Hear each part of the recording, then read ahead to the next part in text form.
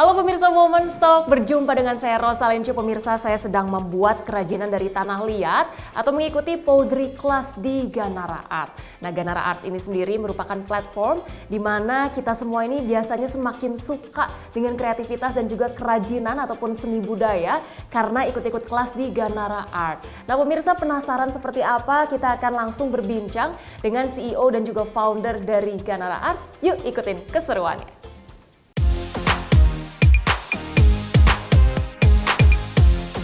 Pemirsa, banyak kegiatan yang dapat dilakukan oleh masyarakat saat tengah berkunjung ke sebuah pusat perbelanjaan. Namun demikian, kegiatan seni justru jarang ditemui dan dilakukan bersama dengan keluarga di tempat keramaian tersebut. Kini, masyarakat mempunyai alternatif kegiatan yang bisa dilakukan saat berada di mal.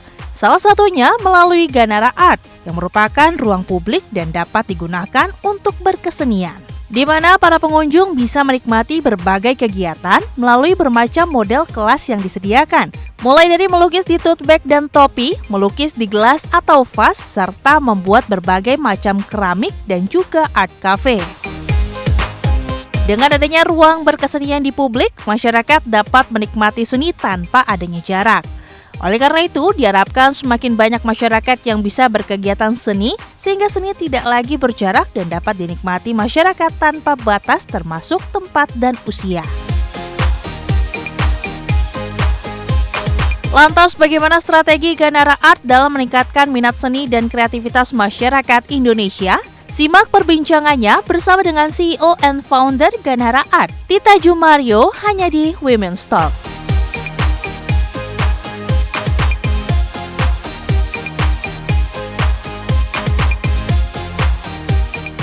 Dan pemirsa Women's Talk, saat ini saya sudah bareng dengan Mbak Tita Jumario yang merupakan founder sekaligus CEO dari Ganara Art, sosok inspiratif dari art space, art workshop yang selama ini kita lihat atau kita kenal sebagai Ganara Art. Baik, Mbak Tita, apa kabar? Halo, apa kabar? Baik. Terima kasih banyak Mbak untuk waktunya di tengah kesibukannya. Biasanya kalau lagi weekdays itu sibuknya apa sih Mbak?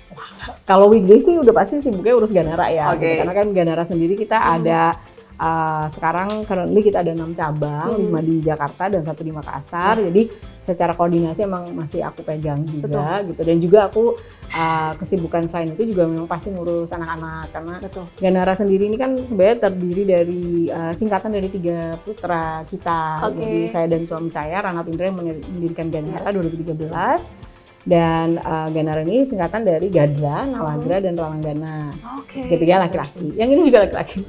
Oke, ada revisi nama dong nanti. Semua sih pada bilang namanya Art aja gitu, Artemis atau apa gitu, tapi kasihan banget ya tekanan. Nah, cuman memang kesibukan sehari-hari seperti itu dan karena memang aku base-nya juga art gitu, jadi kalau misalnya sempat gitu aku masih menyempatkan diri untuk lukis, tapi di rumah ya, maksudnya watercolor gitu yang sempat aja gitu. Oke, menarik. Nah, Mbak Tita, Ganara Art ini kan kita sering sebutnya sebagai mungkin lembaga ini ya, seni budaya ya, atau art platform space. Sebetulnya kalau kita bilangnya sebenarnya platform edukasi seni budaya ya gitu, karena selain kita menyediakan tempat, which is di cabang-cabang kita, tetapi kita juga keluar ya gitu, maksudnya kita juga ada di berbagai tempat yang lainnya, diundang juga oleh berbagai yayasan dan organisasi dan brand juga untuk membuat kegiatan-kegiatan seni yang kreatif gitu. Nah, jadi platform tuh sebetulnya paling tepat ya untuk penyebutannya, karena sebenarnya mimpi besar saya dan Mas Rano pada saat membuat Ganara adalah memberikan kesempatan untuk semua orang di Indonesia merasakan bagaimana membuat karya gitu. Karena kan itu yang saya alami pada saat saya kecil sampai dewasa sampai sekarang. Sebenarnya platform seperti itu tuh belum banyak ada di Indonesia. Gitu. Tapi yang saya lihat sebetulnya semua masyarakat Indonesia itu kreatif. Gitu. Jadi kalau kita berkeliling, kita kan sebetulnya secara aktivasi kita sudah ada di 25 kota.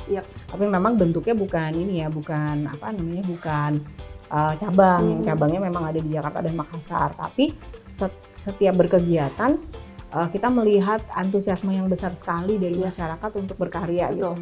Apakah itu melukis, membuat gerabah, pottery dan lain sebagainya.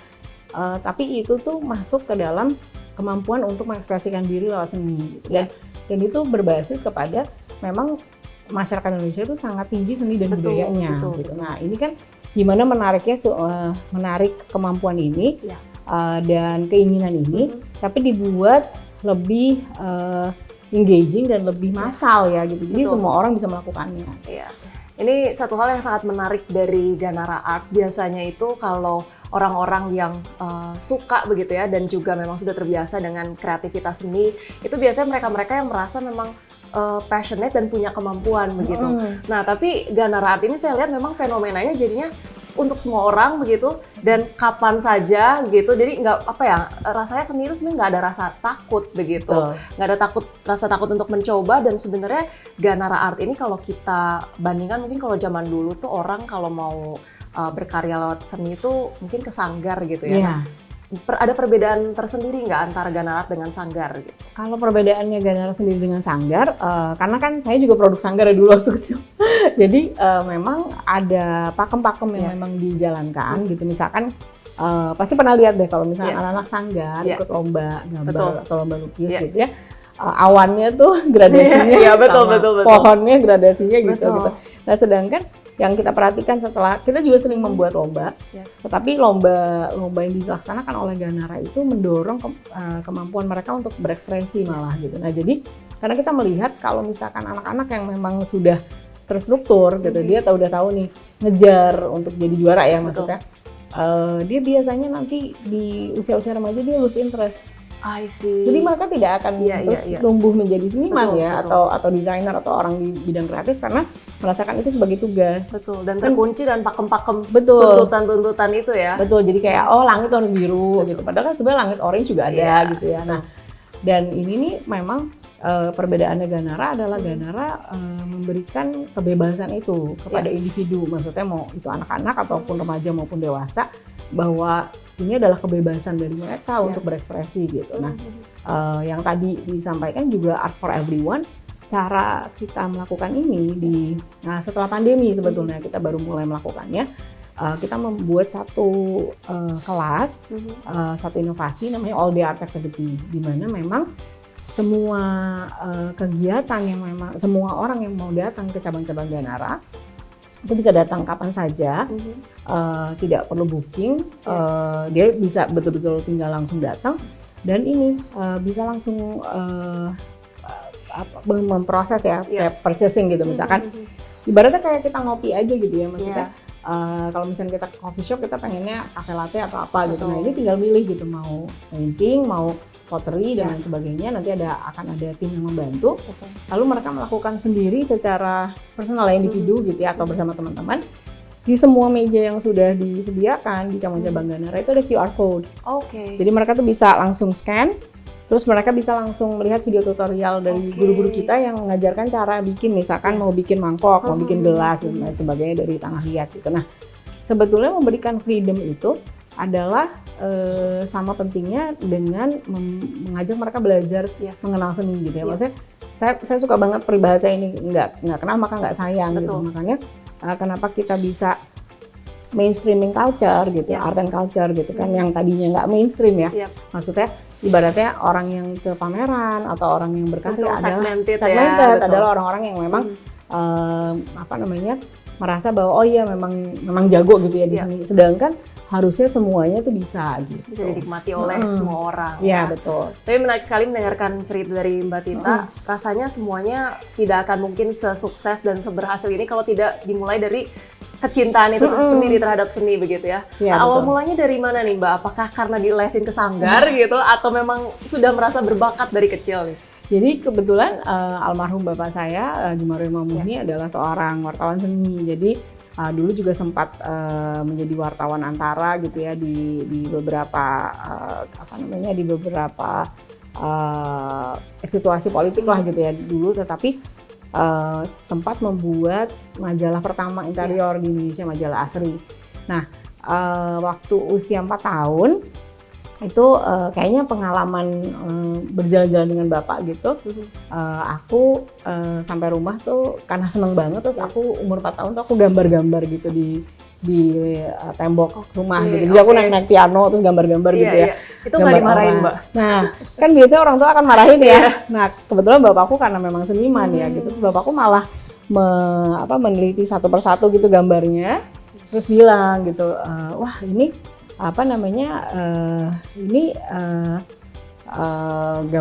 ini gambar kamu ini detail banget Tita. Aku ingat banget nih pas umur 4 tahun dia bilang gambarnya detail banget. Iya. Yang ini ada orangnya, ada bunganya, bajunya, terus ini ada sepatunya, pegang tas segala macam. Terus beliau langsung bilang sama aku, nanti kamu gedenya jadi seniman ya gitu. Jadi dari umur 4 tahun udah nggak mau jadi apa-apa, nggak mau jadi dokter, nggak mau jadi apa, maunya jadi seniman. Kenapa kita bikin Ganara? Karena kebetulan saya dan suami ketemunya di ITB Seni Rupa.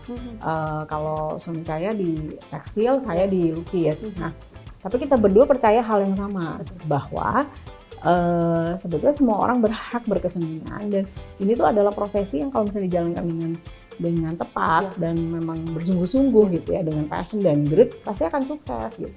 Nah, jadi ini yang mau kita ajarkan, sehingga misalkan kita bilang kelas-kelas buat anak-anak yang umur 2 sampai 12 tahun, sebetulnya diajarkan tuh orang tuanya. Pada saat mereka kita berikan keleluasaan untuk berekspresi, orang tua itu jadi sadar, oh iya anak aku tuh ini emang bagus dan dia bisa menentukan jalannya sendiri gitu nanti. Wow, gitu. Oke, ini menjadi insights yang menarik ya pemirsa Women's Talk ya, betapa bakat, passion dan juga kegigihan ini ketika didukung oleh orang tua jadi membuahkan hasil yang sangat luar biasa, bisa menginspirasi banyak orang. Dan pemirsa Women's Talk, kita masih banyak nih penasaran mengenai bagaimana nih Ganara Art bisa grow sampai sebesar ini, bisa ada di Jakarta, di Makassar dengan banyak cabang tersebar juga di Jakarta begitu ya. Kita akan simak usai jeda berikut ini, kita akan kembali di Women's Talk.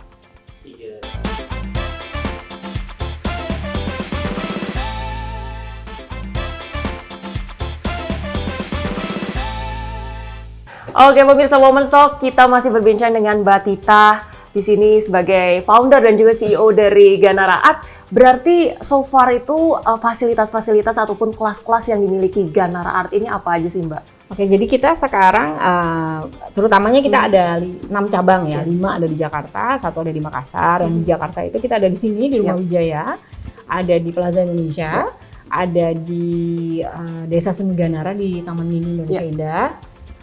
Dan ada di FX Sudirman serta di PIK 2 di Orange Grove namanya. Nah, kisaran luasan area-area Ganara ini memang variatif, tetapi paling kecil itu kita di Orange Grove sekitar 400 meter persegi. Kalau yang di sini 600 meter persegi. Nah, yang besar-besar itu memang di FX itu 1.700 meter persegi dan di Plaza Indonesia itu 1.200 meter persegi. Tapi terbesarnya itu di Desa Seni Ganara di Taman Mini itu 10.000 meter persegi, 1 hektar. Karena kita jadi punya satu anjungan. Nah, di Nipah Park ini uniknya yang di Makassar, kita ada di atas di lantai 1 itu 600 meter persegi, tetapi kita baru buka di bulan Juni tahun lalu. Namanya Ganara Greenway Garden. Jadi kita mengkombinasikan seni dan hidroponik. Jadi dengan tanam-tanaman gitu. Dan dijadikan tempat field trip buat anak-anak itu sekitar 700 meter persegi si tamannya gitu. Nah, fasilitasnya tentu saja kita ada kelas painting, kita ada kelas pottery. Nah, kelas pottery ini full ya, end to end. Jadi kita nggak hanya bikin pottery aja, tapi bakarannya juga di sini. Kita punya 3 tungku di Rumah Wijaya, ada di Orange Grove, di PIK, dan ada di Makassar. Gitu. Jadi misalkan let's say kita mau bikin karya gitu ya, kita udah selesai bikin karya, itu peserta bisa meninggalkan bendanya untuk dibakar nanti, lalu kalau misalnya udah selesai dibakar dia bisa dipakai untuk minum atau makan. Gitu. Jadi bukan cuma pajangan aja, tapi kalau enggak pun juga bisa. Gitu. Dan kita ada kelas khusus untuk toddler, namanya Early Art Sensory. Nah, Early Art Sensory ini menarik karena sebetulnya kelas ini diciptakan untuk anak kita yang nomor 2 dulu, Nalagra, karena Nalagra itu mengalami speech delay. Nah, jadi kita melihat kesempatan untuk bisa membantu dia melalui seni. Jadi kita membuat kelas yang menggabungkan antara seni dan sensori. Jadi dia bisa main-main, misalnya main-main tanah liat atau main bubble atau main jelly gitu ya. Membantu sensorinya untuk bangkit lagi sambil gurunya mengucapkan kata-kata yang mudah dipahami dan biasanya bahasa Indonesia. Kan sebenarnya yang terjadi sama anak-anak yang speech delay itu kan mereka kebingungan bahasa. Nah, jadi pada saat kita membuat kelas ini yang akhirnya menjadi salah satu kelas kita yang paling laku ya. ini Nalagra kita melihat terbantukan sekali bukan hanya kemampuan bicaranya tapi kepercayaan dirinya. Karena dia berkarya dan dia bisa memberitahukan atau memperlihatkan kepada kita karya seninya dia. Gitu. Jadi lebih mudah berekspresi juga ya. Betul. Nah, untuk kelas kids-nya juga kita sama sih, ada kelas painting, ada kelas pottery, dan kita memang banyak main fabric. Jadi kita punya divisi desain sendiri yang merancang produk-produk kain. Itu bentuknya ada yang tas, ada yang topi, ada bahkan kayak kayak sling bag, apapun ya, maksudnya benar-benar di fashionable banget lah. Nah, itu semua peserta bisa beli dan mereka bisa melukis sendiri. Jadi itu jadi karyanya mereka gitu, tapi gaya gitu. Nah, ini membangun awal mulanya nih Mbak Ganara Art ini, maksudnya art space ini kan bukan sesuatu yang sangat familiar gitu ya mungkin di benak kita dari dulu gitu ya. Aku aja mungkin banyak tahu tentang art space itu memang dari Ganara Art gitu. Nah, ketika pertama kali punya ide gitu untuk menghadirkan Ganara Art, pasti nggak semudah itu kan Mbak, dan memperkenalkan konsep art space gitu di Indonesia sampai akhirnya antusiasmenya sebesar ini, tantangannya dan prosesnya tuh seperti apa Mbak? Jadi waktu kita pertama kali mulai di 2013 itu kita sebenarnya modalnya sih modal nekat aja. Jadi saya sama suami waktu itu melihat kan anak kita udah 3, yang paling kecil tuh baru 6 bulanan lah gitu ya. Terus aku ingat baru pulang dari satu ulang tahun lah, ulang tahun gitu di indoor playground gitu ya. Terus kita melihat ini sih memang sebenarnya indoor playground seru banget ya. Cuman kemungkinan anak-anak bisa sakit dan lain sebagainya itu lebih besar karena kan memang tercampur ya gitu. Nah, karena kita berdua memang backgroundnya sendiri, terus kita berpikir masa sih kita nggak bisa kasih wadah nih buat anak-anak kita sendiri. Sebenarnya untuk anak-anak kita sendiri dulu, semacam tempat untuk mereka berekspresi, tapi bukan kursus gitu. Nah, kita mulai tuh dulu banget, memang awalnya Ganara Art Studio gitu. Jadi memang kids dan lain sebagainya. Lalu tantangannya itu aku melihat bahwa ya memang belum semua orang percaya ya pada awal-awal gitu ya. Maksudnya, oh iya ini, bagus ya, bisa ngelukis. Tapi nggak paham kalau sebetulnya kita tuh mimpinya lebih besar daripada itu gitu. Karena kalau misalkan semua orang terlibat gitu ya, semua orang melakukan kegiatan seni, akhirnya kalaupun memang seni dan budaya ini harus dimajukan di Indonesia, semuanya jadi ikut berjuang karena udah pernah merasakan kan gitu, dan tahu bahwa ini penting nih untuk mindfulness, penting untuk kesehatan jiwa gitu ya, apalagi sesudah pandemi gitu. Nah, tantangannya tentu saja sama mungkin dengan usaha-usaha lain ya gitu. Pada saat pandemi kita semua jadi full online. Tapi yang menurut kami yang menakjubkan adalah sesudah pandemi kebutuhan dari banyak masyarakat untuk mengekspresikan diri melalui seni malah meningkat drastis gitu. Jadi dan kita capture itu di dalam semua kegiatan-kegiatan kita. Bahkan kita pernah pop up gitu ya di satu mall, dalam 2 bulan itu 40.000 pengunjungnya yang berkegiatan seni. Dan kita baru-baru ini kan berbuka di FX Sudirman, itu average ya on daily sekitar 400 sampai 600 peserta itu datang, dan itu dengan minimum promotion ya.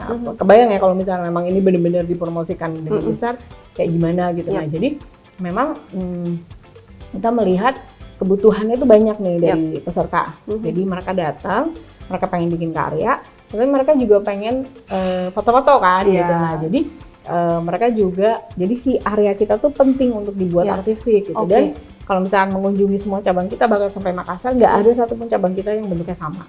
Jadi desainnya semua beda. Gitu. Jadi ini mengencourage peserta untuk space hopping ya. Jadi dia bisa ke PIK 2 hari minggu ini, minggu depan dia ke PI. Karena semuanya punya experience yang beda-beda ya.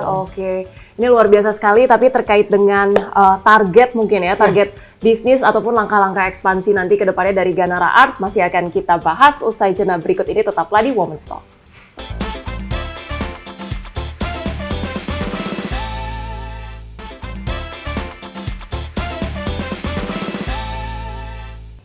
Baik pemirsa, Anda kembali menyaksikan Women's Talk. Kita masih berbincang bersama Mbak Tita, CEO dan juga founder dari Ganara Art.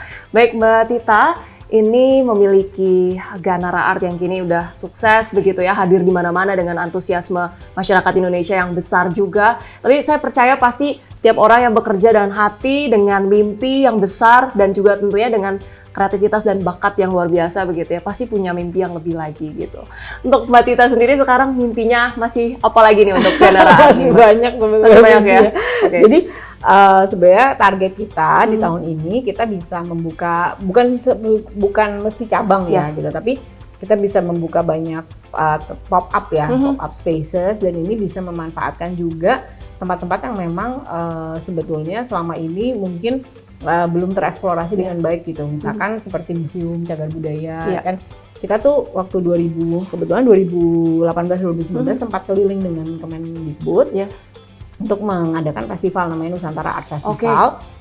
Dan memang memanfaatkan cagar budaya yang ada di beberapa daerah. Nah, yang kita perhatikan adalah memang cagar budaya atau museum ini kan memang secara struktur udah bagus banget, tetapi memang untuk membuat satu area khusus art experiencing ya, yang memang bisa memanfaatkan si cagar budaya atau mengeksplor meng-highlight apa yang memang menjadi karya ya di situ, itu tuh belum ada. Nah, ini di mana Ganara ini bisa masuk ke situ gitu, dan kita juga sedang merencanakan untuk bisa ekspansi juga ke luar negeri. Tapi ke luar negerinya itu mungkin memang masih mengusung tema budaya Nusantara, sehingga mungkin bisa bekerja sama dengan KBRI yang ada di luar juga. Mimpi yang besar dari sosok wanita inspiratif begitu ya, Mbak Tita, dalam kepemimpinan menjadi seorang founder, jadi seorang CEO gitu ya di Ganara Art. Ada hal-hal yang dirasakan, ada tantangan tertentu nggak sih menjadi seorang pemimpin dan merupakan seorang wanita begitu? Atau justru kayak partisipasi perempuan sendiri yang Mbak Tita lihat dari dulu sebenarnya di dunia seni itu seperti apa? Jadi kalau di Ganara sendiri kita memang menciptakan sebuah suasana kerja yang memang sangat kondusif ya buat perempuan gitu, karena kita memang kebetulan 80% staf kita tuh perempuan. Nah, dan memang kita mendorong kepemimpinan di perempuan gitu, sehingga hampir level manajemen kita tuh hampir semuanya perempuan. Jadi kita melihat bahwa sebetulnya ini kesempatan untuk bisa menjadikan perempuan di garda depan ya gitu di perkembangan seni budaya Indonesia. Kalau misalnya melihat mengacu kepada seniman dan budayawan yang sekarang ada, secara jumlah memang lebih sedikit ya perempuan dibanding laki-laki gitu. Jadi kalau istilahnya gini, misalkan kita datang ke seminar, itu ada istilahnya namanya manel, male panel. Jadi kayak ini nggak ada perempuannya banget. Jadi itu kan selalu terjadi ya. Gitu. Kalau di seni budaya itu juga masih sama gitu, maksudnya di sastra dimanapun gitu. Nah, Ganara tuh sebetulnya targetnya memang untuk memecahkan ini sih gitu, maksudnya untuk mencoba memperlihatkan dan mencoba menumbuhkan bibit-bibit kepemimpinan juga. Nggak cuma di staf kita, tetapi juga di murid ya gitu. Maksudnya peserta-peserta kita kan kalau misalnya memang mereka aktif dan memang mereka sebenarnya base-nya art kan, mereka juga bisa jadi terlibat lebih dalam lagi ya gitu. Betul. Tapi di balik kesuksesan Mbak Tita sebetulnya pernah nggak sih kepikiran gitu ya, ternyata sulit juga menjadi seorang ibu sekaligus seniman sekaligus businesswoman gitu, atau justru sulit banget tapi justru atau faktor keluarga itu sendiri yang membuat Mbak Tita selalu kuat dan bisa menjadi sesukses seperti sekarang ini? Ini sih udah pasti faktor keluarga ya. Jadi kebetulan memang meskipun partner pendiri Ganara saya adalah suami saya sendiri, Mas Ranald, tetapi memang Mas Ranald ini sangat hands on ya sama anak-anak gitu. Jadi kalau ini kan saya kebetulan lagi hamil, cuman sebelum pandemi saya masih sering travel untuk memberikan pelatihan-pelatihan di luar kota. Nah, ini yang memang jagain anak-anak ya Mas Ranald gitu. Dan karena kita kesepakatannya adalah ya itu menurut aku ya pribadi, ini harusnya kesepakatan semua orang ya. Kan punya anaknya bareng ya, harusnya bareng-bareng. Jawabnya juga bareng-bareng gitu. Nah, jadi tantangan terbesarnya memang membagi waktu pastinya gitu ya. Dan memang anak-anak jadinya kita mungkin lebih sering ketemu di weekday, karena kadang-kadang weekend itu kan jauh lebih ramai banyak event gitu. Tetapi mereka dari kecil udah tahu gitu bahwa sudah tahu bahwa memang Ganara ini kan adalah bisnis keluarga dan ini didirikan atas nama mereka gitu. Jadi mereka tahu bahwa ini tuh adalah tanggung jawab mama dan bapaknya gitu ya. Jadi mereka juga sangat mendukung, dan yang menurut aku karena mereka semua anak laki ya gitu. Jadi aku sangat bangga bahwa suamiku tuh bisa mencontohkan itu ke mereka gitu. Jadi mereka tahu nanti ke depannya kalaupun memang mereka nanti memutuskan untuk berumah tangga, bisa bertemu dengan calon istrinya dan segala macam, mereka tahu bahwa ya kayak gini gitu. Maksudnya perempuan tuh bisa memilih antara memang bekerja atau di rumah, tapi itu memang haknya mereka gitu. Oke. Ada quotes atau mungkin tips dari Mbak Tita begitu untuk menyemangati perempuan-perempuan di luar sana untuk bisa memaksimalkan potensi diri gitu ya. Mungkin potensinya beda-beda, tetapi kalau kita punya hati dan kegigihan, setiap perempuan tuh pasti bisa. Mungkin ada tips-tipsnya nih dari mungkin kalau misalnya dari aku sendiri, sebetulnya ini diajarkan oleh bapakku ya dulu gitu. Jadi apapun yang mau kita lakukan dalam hidup, kita harus yakin dulu bahwa kita tuh bisa. Yes. Kalau kita yakin kita bisa, kita belajar, kita gigih ya gitu, kita melakukan yang terbaik, orang-orang di sekitar kita akan percaya bahwa kita bisa. Kalau misalnya kitanya masih ragu-ragu, kita masih ini kayaknya nggak bisa deh gitu, itu ibaratnya semesta tuh akan ngikutin gitu ya. Gitu. Dia bisa lihat gitu. Dan orang-orang di sekitar pun juga kayak ini beneran tahu nggak ya gitu. Nah jadi sebetulnya ini beda dengan terlalu percaya diri atau sombong ya gitu, tapi yakin gitu. You have to believe in yourself first gitu, and then other people will believe in you. Iya, itu dia ya pemirsa. Jadi confidence itu modal nomor 1 justru ya, walaupun memang harus disertai dengan usaha gitu ya pastinya ya. Terima kasih banyak Mbak Tita telah menjadi inspirasi buat pemirsa Women's Talk. Itu dia tadi pemirsa Women's Talk ya, 30 menit kita sudah berbincang-bincang. Jangan lupa untuk terus semangat menggali potensi diri ya, memaksimalkan apa yang kita suka, apa yang kita cintai, dan pastinya jangan lupa untuk jangan takut untuk berekspresi ya Mbak ya. Because a happy woman is a beautiful woman, katanya begitu ya Mbak ya. Terima kasih pemirsa Women's Talk, semoga bisa menjadi inspirasi. Saya Rosalin Chiu, terima kasih dan sampai jumpa.